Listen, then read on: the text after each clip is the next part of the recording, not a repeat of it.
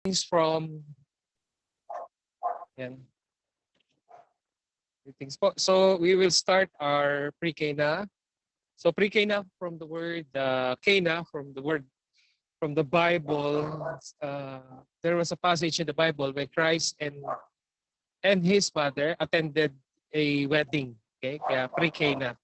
It's just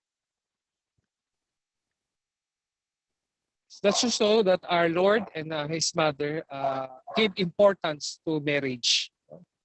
Of course, the primary goal of marriage is the union of the husband and wife, no?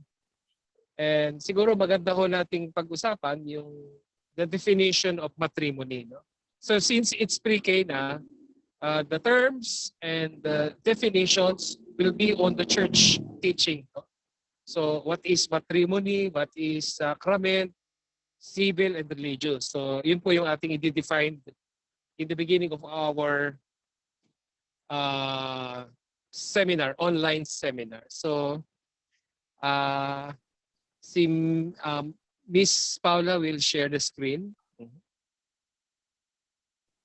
Oh, Miss Paula will share the screen. Bishop, Yes po. Yes for a po. while po, i-check ko lang kasi naglipat ako ng laptop. Okay, so hanapin ko lang po yung slides niyo dito sa isang laptop. For a while. Ay, Yes, hindi ko siya ma-minimize. Wala ha. Naka-recorded kasi siya. Yes, opo. Hanapin ko lang po sana na dito sa laptop ni Papa Angelo. Yes, okay po. Anyway, so we will continue so that we cannot wait for the screen. So maganda po siguro we will discuss define what is matrimony. Matrimony is a permanent covenant of love between a qualified man and woman intended for their common good and for the procreation and education of children. So this natural covenant has been raised by Christ between baptized persons to the dignity of a sacrament. So there are three elements in this sacrament, in this definition of matrimony. No? First element is permanent covenant of love. There is permanent. So ibig sabihin, no one can change your vows. No one can change your love for one another. Okay? And second element, it is between a qualified man and woman. Okay. So in Christian definition of marriage, it is marriage between man and a woman. Okay. And third element is the intended for their common good. So for the welfare of each individual, the husband and wife. Okay. So as I said, this natural covenant has been raised by Christ between baptized persons to the dignity of sacrament. If we go back to definition of marriage in the Old Testament, it is a covenant.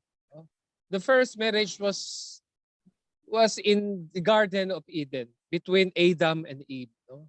Kaya napakaganda, it's very valuable for us Christians who will receive this sacrament of matrimony. Okay? So, what is matrimony? Why is matrimony a sacrament? No? Why is a sacrament? No?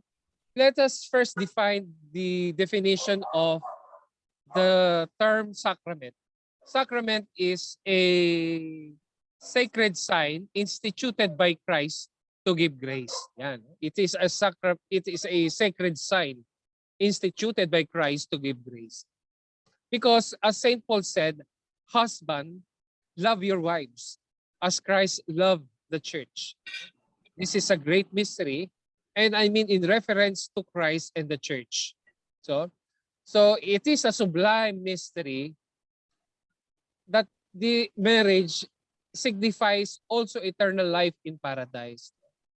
So it is already mentioned in the Bible, as prepared as a bride adorned for her husband. No? Jesus Christ referring to the husband and the bride referring to the church. So, kayong dalawa, you will receive the sacrament of marriage as you will receive the blessing of God the blessing of the church. The sacrament of marriage gives spouses the grace to love each other with the love with which Christ loved His church. Okay, yun po yun. No? Kaya napakahalaga po ng tatanggapin nating sakramento na ito po ay nagbibigay ng pagpapala sa bawat mag-asawa. Okay? Why must couples contract both civil and the religious marriage? Why? Because couples must contract both civil and religious marriage. Although it's the same marriage, civil because for the well-being of society and of the church is founded on the well-being of the families. And the well-being of the families is founded on stable marriages. Okay? So therefore, the couple's mutual love must be regulated and assisted by society through the civil marriage, legal marriage. So the state, the society ensures the covenant between the man and woman na mag-asawa na magkasintahan na ang kanilang pagmamahalan ay intact. No one can change their vows. No one can change their status as husband and wife, as married couples. So yun po, yung effect ng civil marriage, no? The legality ng pagsasama. So, therefore, the couple's mutual love must be regulated and assisted by society through the civil marriage and by the church through the sacrament of matrimony. Ayan, no? Civil marriage and the sacrament of matrimony. No? Although it's the same effect na in civil marriage, the husband and wife are legally bound to each other. The church marriage is a sacrament that blesses the church blesses the union between the man and the woman, between the husband and the wife. Kaya nga, cohabitation does not guarantee stable family and in danger of the stability of the society and of the church. So, in the Philippines, dito po sa context natin sa bansa, sa Philippines, civil marriage is incorporated at the end of the wedding mass. Kaya nga, after the wedding mass or the sacrament of marriage, there is the signing of contract, the signing of the marriage certificate after the wedding mass. Okay? So any question po regarding po sa definition natin ng sacrament of matrimony or marriage? Any question? Wala naman. Okay, that's clear. Oh? So let's continue. So we have the definition of marriage provided by the church and definition of marriage provided by the civil code, no? The union. So the idea or notion of marriage is the union of husband and wife through the covenant, the exchange of consent, the exchange of I do. No? Ayan. So between Catholics, there could be no other kind of union but the sacrament of matrimony. Those who contract only the civil marriage and live together are in the state of sin and should arrange for their religious marriage as soon as possible. So the church, as Catholic Christians, we are encouraged to have our marriage blessed by the church. Okay? So civil marriage in preparation for the church wedding. So they abstain from any acts which are opposed to the sacrament of marriage. Example, so if you're civilly married, the church encourage you na magpa-bless kayo ng kasal ninyo, ng inyong pagsasama as husband and wife. Okay? Who are the ministers of marriage? No? We are speaking in the context of a sacrament. No? Of course, pag sinabi natin sa civil, sino yung nagkakasal o who officiates marriage. Usually, ang sagot natin, si judge po, si mayor, or yung solemnizing officer. are the one who are officiating marriage. But in the sacrament of matrimony, the ministers of the sacrament of marriage are the spouses. It is not the priest. It is not the deacon or the bishop. So kami po bilang pare, bilang bishop, ay nag-officiate lang. We witness, no? We guarantee na kayong dalawa ay nag-exchange ng consent. We simply receive the consent of the spouses and gives the blessing in the name of the church. Okay? However, the priest is the minister of the Holy Mass, of the wedding mass. Okay? Pero in the sacrament of marriage, matrimony, it is the couple who are the ministers. Why? Because they are the one exchanging the consent, exchanging the I do's, exchanging the vows to each other. No? So, yun po yung difference. No? Do spouses need the sacraments of confirmation and confession before marriage? Yes. No? So, kaya nga po sa church law, we have church law, we are required to receive the sacrament of confirmation o kumpil bago ikasal at bago tanggapin ang another sacrament. Of course, we remember we have 7 sacraments. There are 7 sacraments in the church. First sacrament is baptism. Second is confirmation. Third is communion. Fourth is confession. And panlima, the fifth is the anointing of the sick. The sixth sacrament is the holy orders. No? Yung pagpapare, yan. Sacrament po yan. Tanggap po natin yan. And then the seventh sacrament is the sacrament of marriage or sacrament of matrimony. Okay? So it is a prerequisite for another sacrament. If you will receive marriage in the church, you are asked to submit documents pertaining to your baptismal and confirmation. So, yun po yung required. Kasi siguro kung magsasabit po kayo ng requirements sa simbahan o sa parish, they will ask you for those documents. Okay? Now, what is the sacrament of marriage? The matter of the sacrament of marriage is the exchange of consent. The exchange of consent. The I do, the exchange either in the positive statement, I take you to be my spouse. Ayan. Tinatanggap kita bilang aking asawa. Or in the question and answer form by proclaiming, I do. Ayan. Kaya napakahalaga ng it's very important. Napakahalaga ng term na yon, yung salitang yon, I do. No?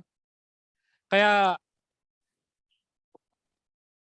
to be valid, for a marriage to be valid, the couple must say, I do. No?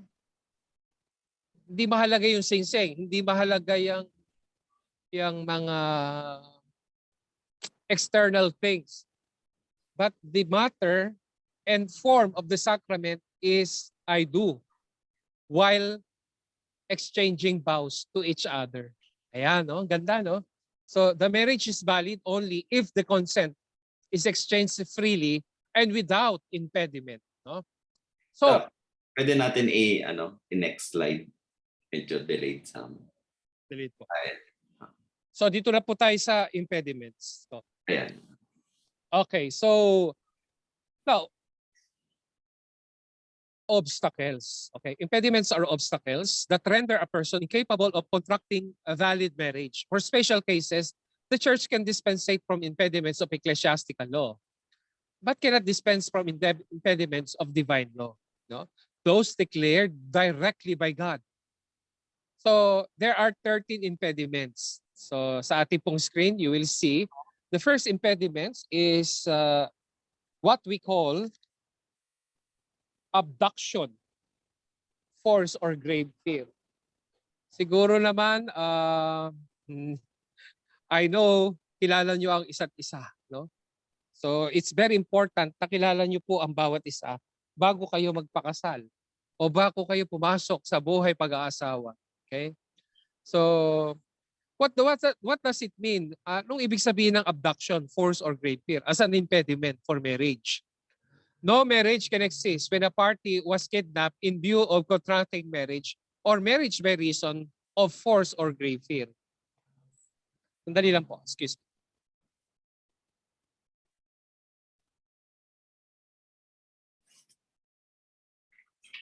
Yeah, thank you.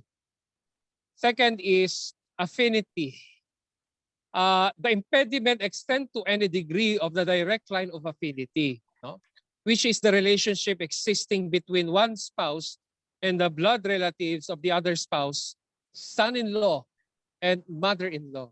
So kamag-anak, kakilala, etc., etc. So ganun po. So third impediment is age. A man should have reached the age of lawful age. Here in the Philippines, in the family code, the valid age for entering marriage or married life is 18 years old above. Okay. No? 18 years old above. Okay. So number 4 is consanguinity. Consanguinity is a marriage is invalid between those related by consanguinity or by adoption in all degrees of the direct line, parents and children, grandparents and grandchildren, or in the second degree of the collateral line, brothers. No? So ibig sabihin, kamag-anak, lola o kakapamilya, it's an impediment to contract marriage. Number 5, we have crime. No, crime whenever someone with a view of entering marriage with a particular person has killed that person's spouse or his own spouse. Pumapasok din yung love triangle. Okay? Parang gusto mong pakasalan yung iba, pero hindi ka pwede pakasal eh. No? Ginawa niya, he murdered his wife o he murdered his husband para pakasalan yung gusto niya. So crime po. It's an impediment. Number 6, deceit. Deceit or panloloko. No? Marriage is invalid when one of the two parties was purposely deceived with regard to some quality of the other, which of its very nature can seriously disrupt the partnership of conjugal life. That's why it's very important po na kilala nyo ang bawat isa. Kilala nyo yung intention niya, alam nyo yung motivation niya, why you are entering marriage, why you want to marry each other. So, yun, maliwanag po sana yun sa atin. Okay? Number 7, disparity of cult. The marriage between a Catholic and non-Catholic baptized is invalid unless the church has granted dispensation. So, this is the case of Robin Padilla and Mariel Rodriguez. No? Magkaiba sila ng religion. Kaya Mariel Rodriguez wanted to have a church wedding. But there is an impediment. His husband-to-be is a non-Catholic. So the church does not approve. It's because it is a impediment. Why? Because it will be a problematic in the married life. No? Baka at the end of their marriage or during their marriage, consummation of their marriage, maging problema sa kanila yung usapin tungkol sa religion. Okay? Bawal sa ganito, bawal kami ng ganyan, dapat ganito. So, there will be a conflict. So, as much as possible po, yun po ay we encourage the same. So, po yung nag-turn into Muslim para magpakasal sila? Yeah, pwede po yun. Pero Pwede how did po. they get married po? I'm sorry? How did they get married? How did they get married? They get married through civil marriage po. Of course, sa civil marriage, No religion. no religion non-sectarian po. Okay po. So, yun po yung naging case, the case of Robin Padilla and Mariel Rodriguez. So, yun. Unless, meron pong exception, unless there is a required permission from the bishop. From the bishop. Tinatawag po nating mixed marriage. So bihira po yun. So there is an arrangement between the husband and wife with regards to their religion. So they will respect their religion. They will respect kung ano yung magiging religion ng babae o ng magiging anak nila. Okay? So disparity of all. Unless the church has granted dispensation. So yun po yung exception sa magkaiba ng religion. Number 8 po. So we go forward. Error. No? Error. The marriage is invalid when one party has married another rather than the person he intended. Or when the party was mistaken about an important quality of the other party which was directly and principally intended for the marriage. Okay? So yun po. Yun po yung ibig sabihin nun. Error. Example. Ano po pangalan ng husband, yung husband mo, yung fiancé mo, miss? Isaiah? Jeremiah Isaiah Blanca Flor po. Yeah, Jeremiah. So your nickname is? Ice. Yeah, Ice. Kaya si Isaiah Jeremiah, may kakambal pala, no? Napangasawa ngayon nung wife to be mo. Wala ka naman sigurong kakambal, ano? Wala na. Wala naman po. So, very rare cases po ito, yung error, no? Yung kaka-error na. Okay, so when invalid, when one party has married another rather than the person he intended. Okay, so this is a bihirang kaso po ito. No? Number 9, impotence. So impotence. So antecedent and perpetual incapacity to have sexual intercourse by nature invalidates a marriage. Ayun pala, no? So ganun pala yun. So although sterility neither forbids nor invalidates marriage. Yung baog, hindi naman yun ang impediment. Pero example sa mga medical studies. Example, kaya isa po sa grounds for annulment ay yung tinatawag na meron siyang sakit, venereal disease. Kunyari, may HIV, may AIDS. Yan, impediment po yan doon sa marriage po ng mag-asawa. Okay? So, Later na found out nung wife, may ganyan ka palang sakit. It has to do with sexual matter, sexual thing. Okay? O clear po ba sa inyo yun sa impotence? Opo. Okay po. And then number 10, we go forward. Doon po tayo sa the topic, the theme of lacking sufficient use of reason. Okay? Lacking use of sufficient reason. Ano ito? Those who do not have sufficient use of reason to understand the essential matrimonial rights and obligations, or those that because of causes of psychological nature are unable to assume the essential obligations of marriage, cannot contract a valid marriage, unfortunately. Kaya po ito grounds ng annulment, psychological incapacity. Yan, okay? May siguro naman walang sira ang ulo, no? He's not insane or hindi baliw yung mapapangasawa mo, no? So mahalaga po 'yon that we know totally each other. Yeah. Okay. So number 11 po, previous religious marriage. Number 11, previous religious marriage. What does it mean? A person bound by a previous valid religious marriage cannot contract another religious marriage unless the other spouse is dead or the church has issued a declaration of nullity. Yon.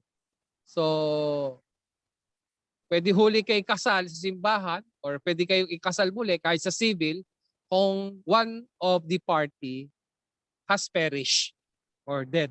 Okay. Wag naman sana. So, yun po. So, we go forward. Number 12. We have the public propriety. So, alam ng publiko. The public know your relationship. Okay? So what does it mean? Public propriety. A partner of a public concubinage or an invalid marriage cannot validly marry those related by consanguinity or indirect line to the other party. No? So it has to do with number 2 and number 4, affinity and consanguinity. Na alam ng public, the public knows your relationship. Magkapatid pala kayo, magpinsan, magkamag-anak, pero nagkaasawahan. Hindi po, you cannot enter or receive the sacrament of marriage. Okay. Last impediment, we have the sacred orders and perpetual vow of chastity.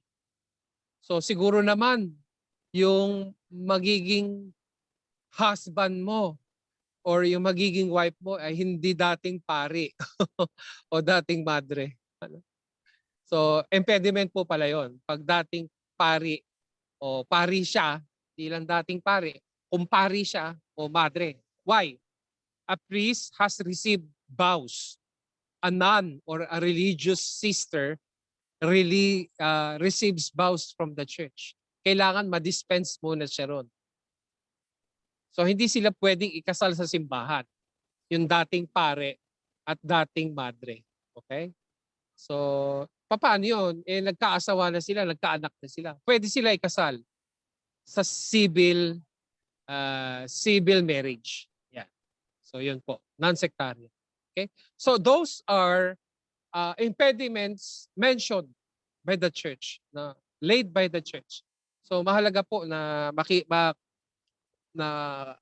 kilala natin yung ating pumapapangasawa, yung ating our husband and wife to be. Totally. Okay.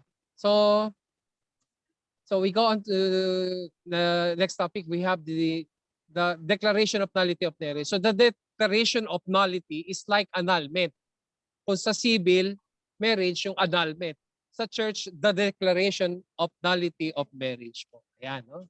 So ibig sabihin, marriage was null and void from the beginning. Okay?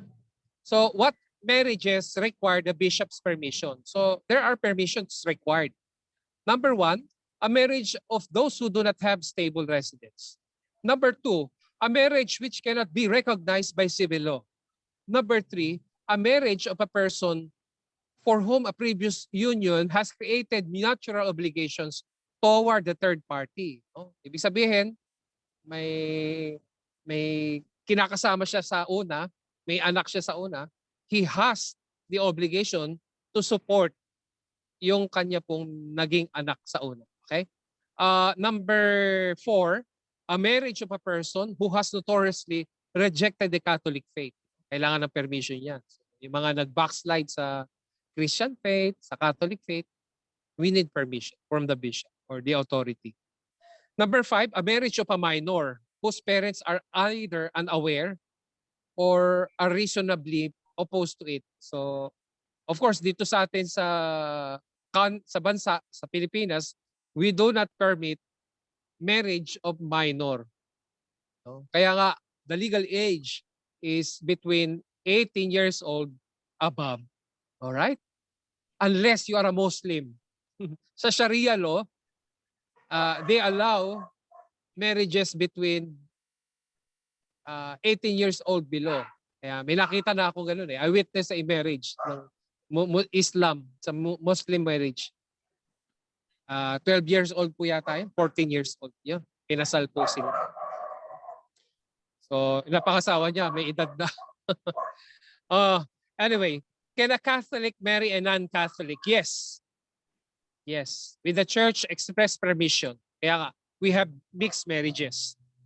Yan. A mixed marriage is between Catholic and non-baptized Catholic. Yan. And disparity of cult, marriage between a Catholic and non-baptized person.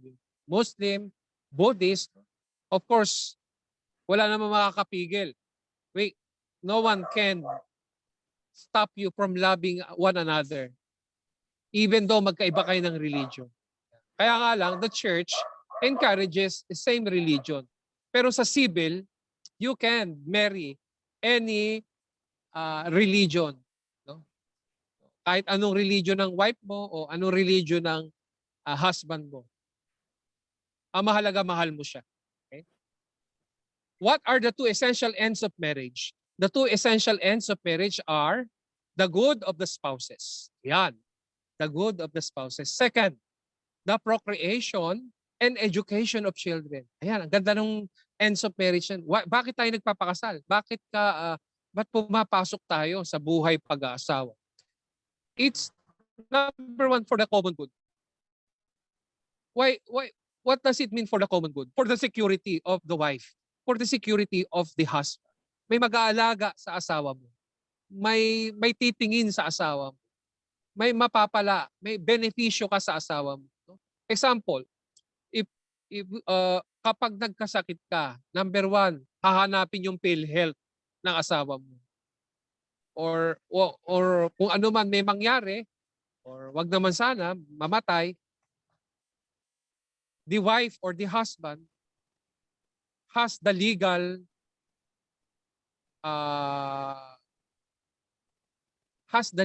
authority over the property, the conjugal property. Okay, so yun po. Second end of marriage is the procreation and education of children. So, sabi sa Bible, if you remember, Genesis chapter 1 verse 28, be fertile and multiply, fill the earth and subdue it. Ayan, ang ganda, no? Fill the earth and subdue it. Because it is God's command. Utos ng Diyos sa atin. If we are obedient to the commandments of God. Of course, we have to remember, marriage, the origin of marriage is from God. Why? Because He created man and woman from the beginning of the world, from the beginning of creation. Nilikha niya lahat. Lahat ng langit, ng lupa, all the creation, all the trees, all the animals of the air, in the sea, in the land. But at the end of His creation, nilikha niya ang tao. At binigyan niya ng karapatan and dominion to subdue the creation. Yan. So, napakaganda ng role ng mag-asawa. The role of Adam and Eve. Hanggang ngayon, until now, tuloy-tuloy pa yan. Until sa inyong dalawa who will receive the sacrament of marriage. Okay? Next topic. What are the two effects of sacrament of marriage? The two effects of the sacrament of marriage are, number one, perpetual and exclusive bond between the spouses. Yan. Perpetual and exclusive bond between the spouses. So perpetual means unending. Walang katapusan. Until you are living, until you have your breath, no? Hanggang may hininga ka. An exclusive bond. Ibig sabihin, there is exclusive conjugal marriage, conjugality. No? Magkasama kayo habang buhay. Hindi kayo pwedeng paghiwalayin ng anumang batas o kung sino mang Supreme Court cannot dissolve your marriage. Perpetual and exclusive bond between the spouses. And then second effects of marriage or the sacrament of marriage is the sacramental grace of marriage. If you say sacramental grace, it is something that you cannot see. It is something not tangible. It is something spiritual. The grace of God. Blessing from God. Yon. Blessing. A good husband and a good wife is a gift, is a blessing of God. Sacramental grace of marriage. Yan. Okay? So, what are the three essential properties of marriage? So, yun po. Doon na po tayo sa topic na three essential properties of marriage. Number one is unity. Unity or monogamy. No?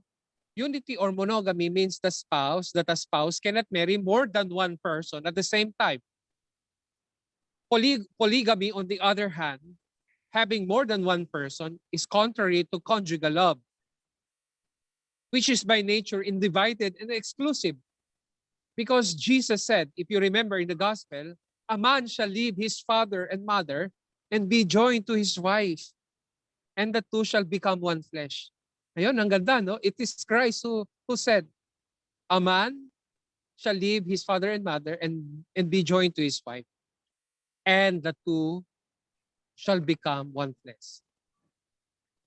A polygamous person, before receiving the sacrament of baptism in the Catholic Church, may retain one of his wives and dismiss the others, providing with charity and equity for them. Kaya nga, mahalaga po sa church kung meron pong sinasabi natin minsan sa asawa natin, sino ba number one? Sino ba number two? Hindi, dapat sabihin mo lang, you're my only one. Kasi pag sinabi niyang number one, may number two, may number three. Okay? So, next essential properties of marriage is indissolubility. Indissolubility means that a valid and consummated marriage cannot be dissolved by any human authority, but by death. Okay? So, it cannot be dissolved by any human authority.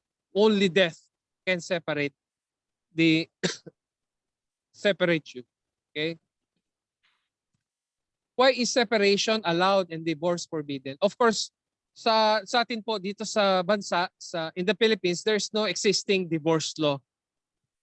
In the whole world, there are only two countries that has no divorce law. First is, of course, sa Pilipinas, wala tayong divorce. Second is sa Vatican. Ayan. Sa may Rome. Sa Rome, okay? So, ganun ho kahalaga. So, the importance of marriage for us Filipinos, that we do not have the divorce law. Because divorce is the legal dissolution of marriage. Although many governments allow divorce as regards to their civil marriages, the church cannot allow divorce. Why? Because Jesus said, what God has joined together, no human being must separate. Matthew chapter 19, verse 6. Okay. So, yun po. So, we don't have divorce yet here. Ganun po kahalaga yung pagkakasal, pag-aasawa sa atin sa Pilipino. Okay? And then third essential property is openness to life. Openness to life or fertility means that the spouses should procreate and educate children according to the will of God. Because it is written, be fertile and multiply, fill the earth and subdue it. Genesis chapter 1 verse 28. Because children are the supreme gift of marriage and contribute greatly to the good of the parents themselves.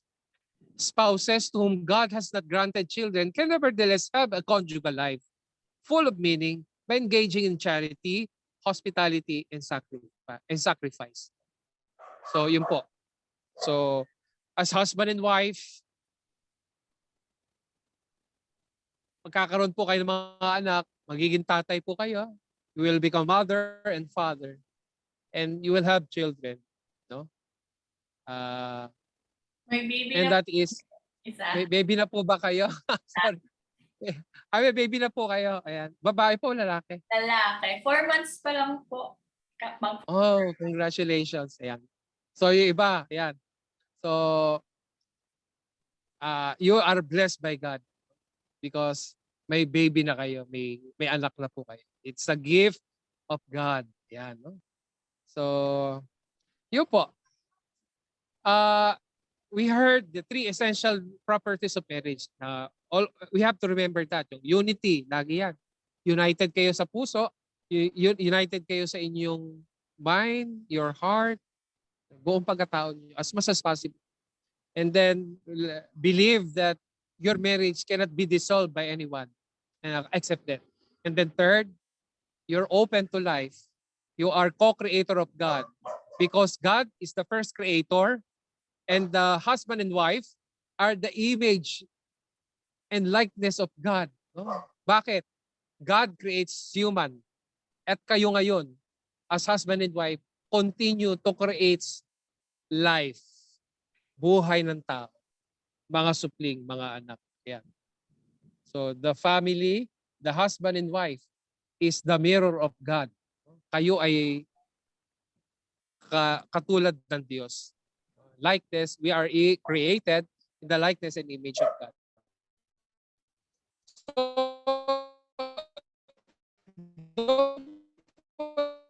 First topic. Second topic po ay preparations for marriage. So dito po pumapasok yung concept of engagement, no? So siguro matagal na kayo engaged nung inyo pong fiancé, nung inyo pong husband to be and wife to be, no? Of course, engagement is the formal period of preparation for marriage.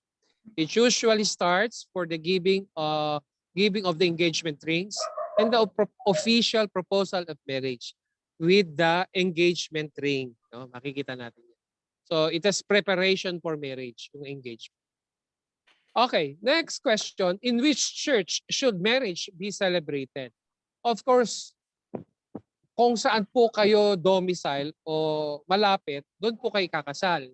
But of course, the couple has the choice kung saan church po kayo ikakasal. Okay? You can choose any church provided marriages may be celebrated in another church with the permit of the parish priest of the residence of the contracting parties. Okay? So how early should a reservation be made? The couple should make a reservation at the parish office at least 1 month before the wedding. So ngayong pandemic, at least 6 months. Sa dami po nang nakapila sa kasal. Okay? Kaya po kuminsan, pag hindi po na ikakasal ka agad sa simbahan, pupunta sila sa BICDP para magtanong kung makapag-avail sila ng marriage. Okay? Dito po sa ating exclusive school for couples. We will find a church for you. We will find a priest for you, or solemnizing officer. Okay? Etc. etc. So, doon po tayo sa topic of canonical interview. So, if you say canonical interview, may mga 13 questions sa tatanungin sa inyo yung pare o yung kung sino man yung mag-i-interview po sa inyong dalawa. First is, it is an official examination made by the priest or the solemnizing officer. A couple is qualified to celebrate marriage or to contract marriage. The first question is your name and surname. Pangalan ninyo at apelyido. Tatanungin niyo. And then yung magpipila po kayo doon sa isang form. Second is name of father and mother. Third, place and date of birth, baptism and confirmation. Number 4 is residence. No? So 1, 2, 3, 4, bakit po kailangan sabihin pa yung name and surname? So just to ensure na walang impediments na between the couple. O example, ay, magkapareho kayo ng apelyido. Paano to? Magkapareho kayo ng tatay, nanay. Oo, pareho kayo ng nanay, father. Pareho kayo ng mother niyo. Oo. So, doon po na-examine kung yung impediment, may impediment pa o wala.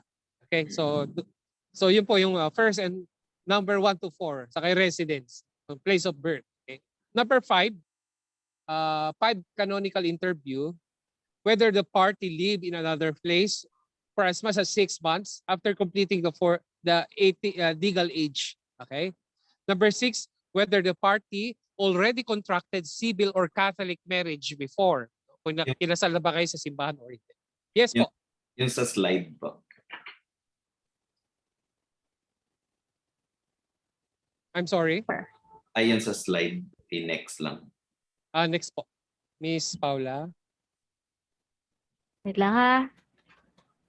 What the heck?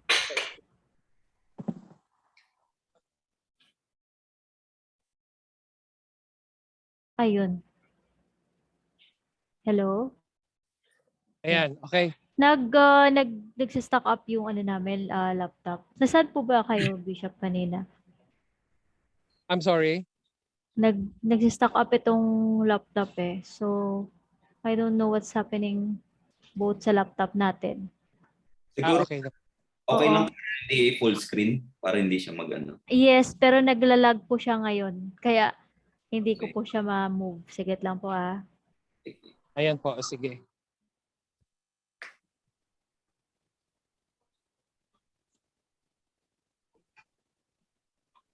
Nandito na po ba kayo, Bishop? Ayan, dito na po. Ayan. So dito po sa canonical interview, number 5, number 6 na kami. Number 5, number 6 po. Ayan.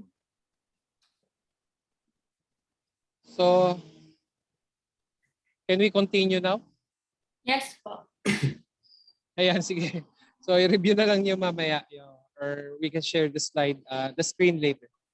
So, number 6, whether the party already contracted civil or Catholic marriage before for canonical interview. Number 7, whether the party is related to the other party by consanguinity, by affinity, or adoption. Okay. Number 8, whether the party has any of the following impediments: mixed religion, disparity of cult, canonical age, legal age, sacred order, vow or religious profession, dating pari ba siya o dating madre, abduction, kinidnap ka ba o pinilit ka, ayan, mail to ordered bride ka ba, etc. So crime, yan. Number 9, whether the party is giving consent to marriage with entire freedom. Yan, full consent. Yeah, mahalaga po 'yon na full consent po kayo bago kayo ikasal. Tanggap mo siya, buong-buo mo siyang minamahal. Yan, okay? Number 10, whether the parents of the party are aware of the marriage and agree to it. Okay. Kaya ho sa legal, we have the affidavit of parental advice, affidavit of parental consent. Mahalaga din naman na i-inform mo sila. Okay? Although makakasal naman kayo kahit wala ang parents ninyo sa kasal ninyo. Okay. Provided there are witnesses or sponsors. Okay? Number 11, whether the parties have complied with a marriage license. Marriage license. Number 12, whether they are sufficiently instructed in Christian doctrine. Ito po yung ginagawa natin. Pre-K na as part ng Christian doctrine, catechism, Bible, biblical studies with regards to marriage. Okay? Number 13, whether both parties accept 3 fundamental marriage properties of unity. Ayan, yung tatlong property ng marriage. Unity, indissolubility, and openness to life. No? Pagkakaroon ng mga anak. So, what are the church requirements for marriage? No? Depende po yan sa parish. No? So, they will require you, number 1 is yung marriage license. Marriage license is obtained from the municipal office or from the city civil registrar. No? If the couple is already civilly married, they must provide an authorized copy of their marriage contract or your PSA. Okay? Number 2, baptismal certificate. You have the baptismal certificate. Number 3, confirmation certificate, yung kumpil. No? So, nakumpila na po kayo. Number 4, ito, pre-K na seminar certificate. The couple should attend a seminar in preparation for marriage. If they attend to the seminar in other churches, they should present a proper certificate to the officiating parish priest. Okay? So, mga requirements po ito. And then, of course, number 5, confession. So, confession, in order to celebrate sacrament of marriage in the state of grace and to receive Holy Communion, the couple should make a good confession before the wedding ceremony. So, siguro maganda. So, just to show na before you accept each other, before you give your consent or your I do, you have a clean conscience, no? Good heart, a clean heart, a good conscience na wala kang dala-dalang kasalanan sa puso, sa dibdib mo. No? So ini-encourage tayo ng church to confess our sins, to ask for God's forgiveness, and ask His mercy. Okay? Can couple request for a special priest? The couple may request the parish priest or the priest to delegate another priest or deacon to assist for their marriage. Usually, pag sa church, yung parish priest nagkakasal, o kung may kakilala kayo pare, pwede nyong i-request po yun. Okay? Na may license. No? May are all external. But the important thing po ay yung preparation natin sa spiritual, preparation of our emotion, preparation of our heart sa pagyakap natin. Sa if we will receive the sacrament of marriage. Okay? Is there any questions po with regards to the pre-K na? So seminar po. Wala naman. Opo. So kailan po ang kasal ho nila? Sa 18 po yung civil wedding namin, pero magpapakasal po kami sa church few months after nitong 18. Oh, I see. So best wishes po. Congratulations. Wala pa man po ay congratulate po sa inyong dalawa po. Thank you so much po, Father. Thank you so much. So if you have questions or insights, please don't hesitate to ask po kami. Yes po. Thank you so much po. Thank you so much for your time and for waiting po. So, yun po. So, Miss Paula, thank Ayan, you. hello. Sa tip kay Aisel po. Wait lang, saglit. Nagkakaroon lang talaga ng troubleshooting, dalawang laptop na, Father.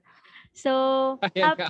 kung okay lang po sa inyo, Isaiah, can we have some 5 minutes break and then isi-set up ko yung laptop ko? Kasi this laptop is yung owned by Angelo. So, hindi ko talaga siya kabisado. So, lilipat Yes, po ako sa laptop ko. Sana okay na siya. Nag-troubleshoot lang ako. Nag-update Opo. pala. Bishop, thank you so much. Thank you sa time. Yes. Yes, Opo, thank thank you you po and sa good luck sa couple. wedding ninyo ngayon.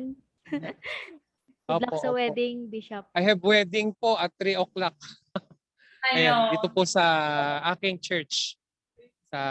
Dito po sa chapel ko. Ito po, nasa likod ko. So, magkikita po kami ni Papa Angelo. Yes, magkikita later po kayo dito. dyan mamaya. Ayan. Yan, thank Yes you, po. Bishop. Thank you po Thank you. sa ating pong couple, Isaiah, kay Jeremiah. Yes. God bless po. Bye-bye. Thank you, Bishop. Bye.